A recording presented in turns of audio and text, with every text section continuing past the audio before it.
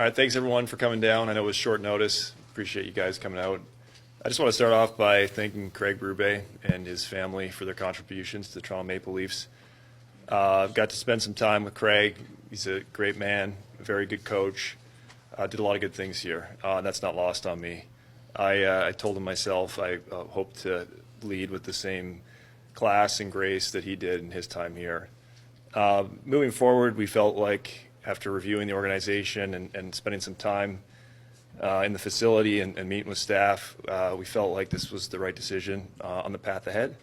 It was an organizational decision. It was not a verdict on Craig's coaching. I think it stands for itself.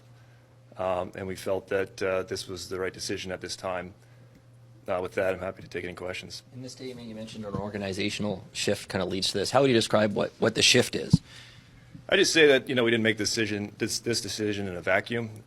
This is a bigger picture decision, and it's not just about a coach. It's Mats and I have spent, like I said, the last 10 days or so meeting with everyone from the chefs to talking to some of the players and everything in between, and just feel like there's some things that we need to change and do better and be better, and certainly that starts with Mats and myself at the top, with Keith and the board, aligning on a vision and a path ahead. How much did Austin's future impact this decision, if at all?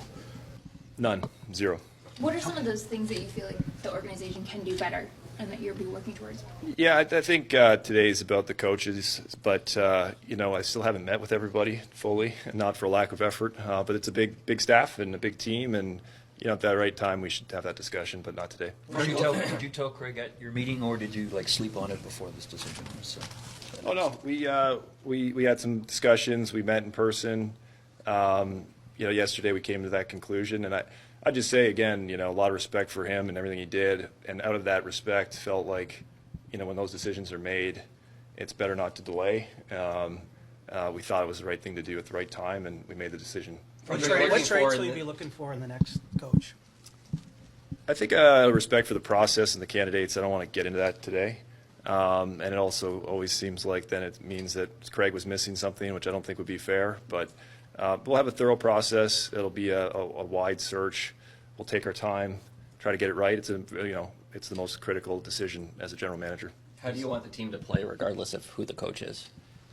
Yeah, I think that's a good discussion. I think regardless of who the coach is, we should have an organizational vision on how we play and the things we value, and then certainly through that process align on it. So again, I think it's best not to discuss all that today and not to bias the process. So we're going to have, like I said, a very wide and deep search, and there'll be people across all varying backgrounds and experiences, and through that we'll pick the right leader. I know you haven't met with everybody yet, but how much did feedback from the players about Craig kind of weigh into the decision? Yeah, we did not solicit feedback from the players and the coaching staff at all. The only things I heard about Craig were they re-emphasized just the type of person he is, and how much they enjoyed being around him. As I know, that's been his credibility as a player and as a coach now. So that didn't weigh in at all. When you met with Craig, John, did Craig express an interest in returning next year, or was this sort of a collective decision that you both arrived at? I think Craig, his heart's in it. That's the kind of guy he is, and I think he felt like he had some unfinished business, and I think he's got a lot of great connections with the players here, and it was only the discussion was about the path ahead. If you have Austin and William going forward, would you not agree, though, John, that it has to be more of an up-tempo play system the Leafs have, those two players in the lineup, than it was? It's tough for me to gauge from the outside. I'd say I think Craig's opinion, and I agree with him, was he tried a lot of different things. And, I think it's, again, more about how we want to play as an organization and the types of things we want to value. And I think, having, the roster fit the coach at the right time in the right way is always an important aspect of it. But I don't think that was the deciding factor of this decision. Ideally, when would you like to have a new coach in place? No timeline. I mean, certainly, there's key milestones that are coming up, and so certainly, running an efficient process matters. But like I said, we're going to take our time and do a very wide search and talk to a lot of people, and ultimately, how that goes, and the quality of the candidates that we come at the time we do will dictate a lot of that. Is NHL experience an important facet of your search, or would you be open to hiring a first-time coach? So yeah, I think we're going to start very wide and talk to as many people as we can with the varying backgrounds. As a general point, yeah, I think certainly experience in the NHL in larger markets could be an asset and will be weighed, but I wouldn't discount anything at this time. You will have a number one pick and some other young guys coming in. How much is that going to factor into your decision as well? Again, I don't think it's going to factor in any differently if we didn't have, the number one pick, in the sense of I think it's important to have the right, environment and the right setup for, players to come in and be their best. And certainly we'll value that and evaluate that as we talk to the different candidates. But I don't think the lottery, as an example, would influence how we think about the right candidate. When you get a chance to sit down with Austin, what do you want to get out of that meeting? Similar to all the players, honestly. I know Austin's the captain and, prolific goal scorer, and there's much attention on that for that reason. I understand that. From my perspective, as I said in my press conference, and it wasn't just a line, I view the players as our partners. And I think we've had really great discussions to date. I think, sitting in there with Matt's, obviously, with his background and perspective, sharing notes and experiences and both sides learning from each other. That's kind of how we view that.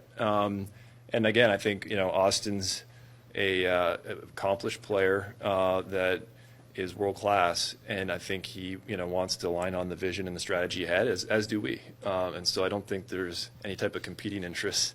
I think it's about getting on the same page. I know you say there's no specific timeline about a new hire, but do you see the benefit in having someone in place and sort of a bit familiar before you get to the drafting and making those decisions?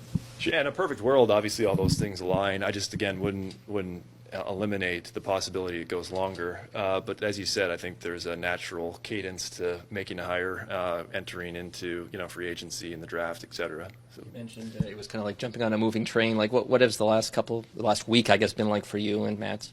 Yeah, it's been great, honestly.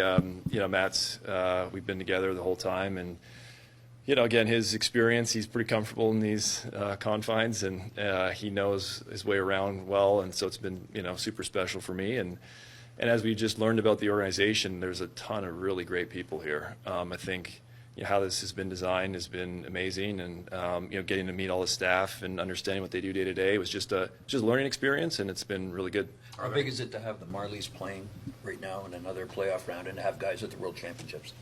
Yeah, I think it's great. Anytime you get people playing in the summer is a good thing, especially, the Marlies. I think that learning experience in the playoffs really matters. And if you look back historically, when we have gone deeper, we've produced more prospects. And so I do think there's an element of that flywheel there where the more they play and the higher leverage situations they get in, the better they perform and the more they learn. So, yeah, really proud of that group and, Ryan Hardy and John Gruden and everything they've done there. And, there's some good players, and I look forward to watching them. Are the plans to meet with Austin any more solidified now, John?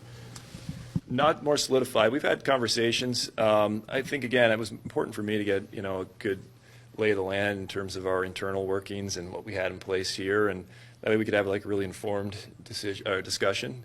And, I wanted to make sure that we had, again, all the knowledge we could possibly have. So when we sit down, we can have the best discussion. Have you made any other changes to your front office? No. Not at this time. I mean, Shane Doan, we had a good discussion. He's going to run out his contract. But other than that, nothing's decided right now.